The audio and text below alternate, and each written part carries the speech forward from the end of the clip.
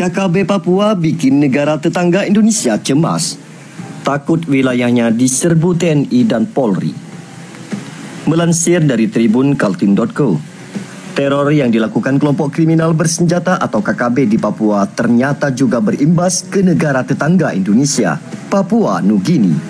Walaupun teror tak sampai terjadi di Papua Nugini, namun negara di kawasan Oseania itu tetap waspada dan enggan disebut membantu aksi teror KKB Papua. Di dalam negeri, KKB Papua tak bisa lagi bergerak dengan bebas karena TNI dan Polri terus memburu para anggota kelompok teroris tersebut. Langkah ini diikuti pihak Papua Nugini yang juga membatasi ruang gerak anggota KKB Papua. Pasalnya, anggota KKB Papua yang masuk ke Papua Nugini selalu membawa senjata api ketika kembali ke Indonesia. Dalam video yang kini viral di media sosial, terungkap bahwa warga Papua yang kini berada di Papua Nugini semakin banyak. Jumlah itu cenderung bertambah dari hari ke hari, seperti dilansir tribunpalu.com. Tak hanya wanita dan anak-anak, tetapi juga para pria, yakni pemuda dan orang tua. Hanya saja ada yang janggal dari keberadaan para pria asal Papua di negara Papua Nugini. Pasalnya, di antara para pria itu ada yang dicurigai membawa senjata api. Bahkan di antara para pria tersebut ada yang sudah sering ke Papua Nugini. Para pria itu datang dengan alasan menjenguk keluarga.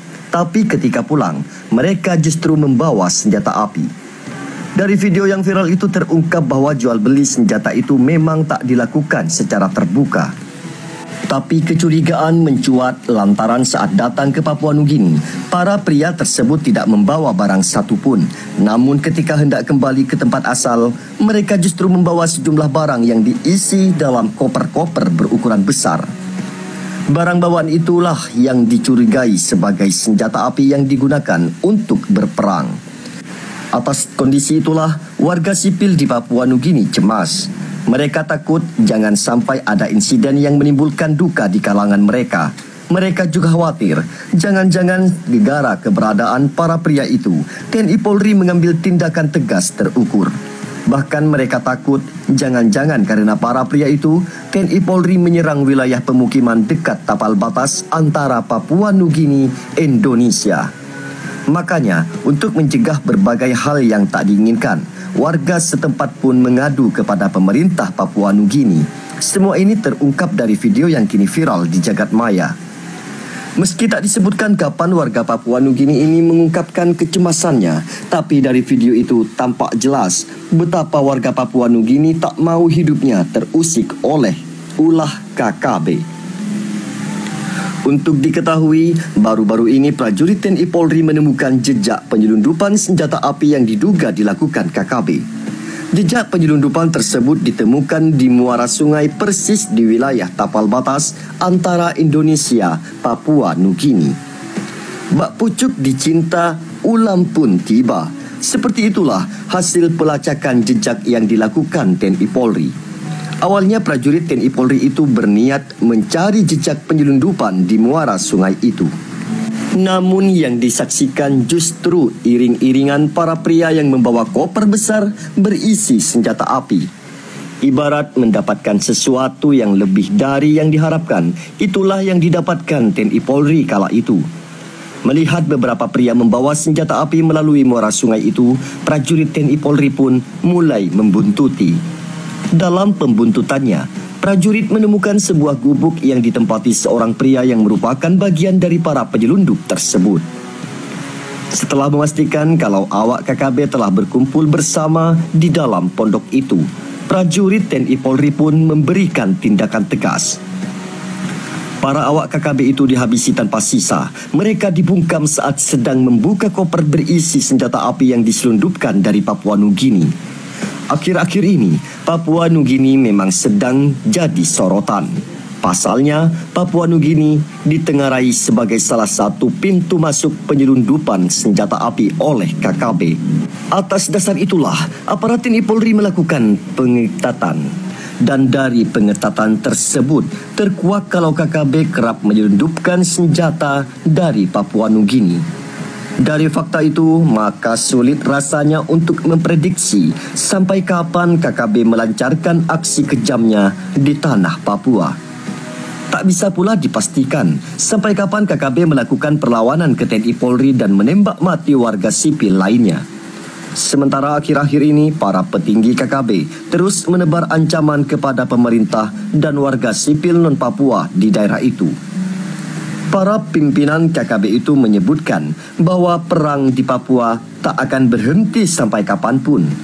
Perang itu bakal berlangsung sampai kiamat karena targetnya adalah Papua merdeka dari Indonesia. Bila itu yang dikejar, maka sulit rasanya perang itu akan segera berakhir karena baik PBB maupun negara-negara di dunia sudah tahu kalau Papua merupakan bagian dari wilayah NKRI. Sementara di saat yang sama, TPNPB OPM bersama KKB seakan tak mau tahu soal itu.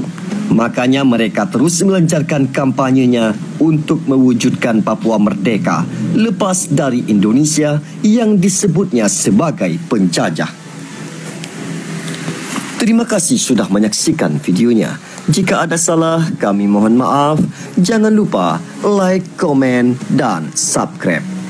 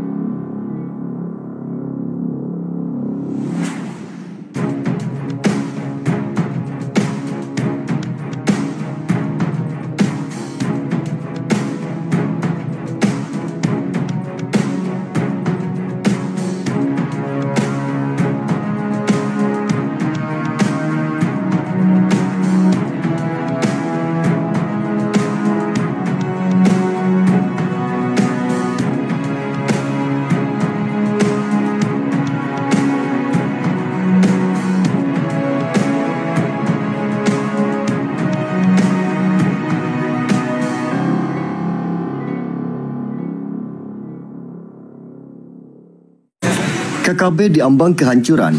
Jenderal Bintang 3 asli Papua minta TNI Polri gelar operasi militer. Melansir dari sumex.co, kelompok kriminal bersenjata atau KKB Papua diambang kehancuran. Jenderal Bintang 3 asli tanah Papua turun gunung lakukan operasi militer dan beri peringatan ke warga untuk segera mengungsi. Suasana di tanah Papua semakin mencekam. Prajurit TNI Polri hingga kini masih terus disiagakan untuk melakukan pengamanan di tempat yang jadi target operasi militer. Seakan muak dengan berbagai teror dan kekacauan yang ditimbulkan KKB, Jenderal Bintang 3 berdarah Papua Laksamana Madya TNI Ferdi Numberi geram dan ingin membumi hanguskan KKB yang selama ini bersembunyi di pegunungan. Dikutip dari kanal YouTube, Senin 8 Mei 2023, Perwira Tinggi TNI Angkatan Laut meminta warga sipil di wilayah yang berbatasan dengan KKB untuk segera mengosongkan pemukiman.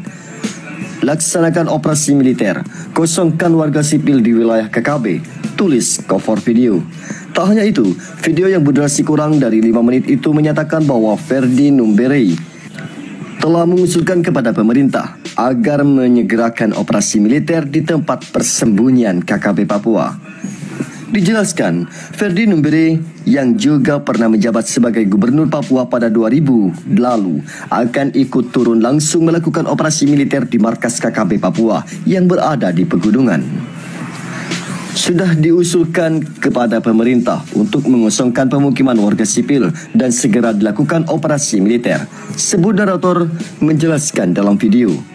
Ferdi Numberi menerangkan bahwa hendaknya warga sipil diungsikan dulu untuk sementara. Kemudian prajurit TNI Polri melakukan penyergapan kepada KKB Papua. Misalnya, kita pindahkan dulu warga di Nduga Papua untuk sementara, kata Ferdi kepada awak media. Dalam video itu juga narator menuturkan bahwa Ferdi Numberi menyampaikan kepada pemerintah bahwa operasi militer yang dilakukan prajurit TNI Polri tidak bertentangan dengan hak asasi manusia atau HAM. KKB dan kelompok organisasi Papua Merdeka atau OPM terus-menerus melakukan serangan. Jadi, tidak ada pelanggaran HAM, ujarnya.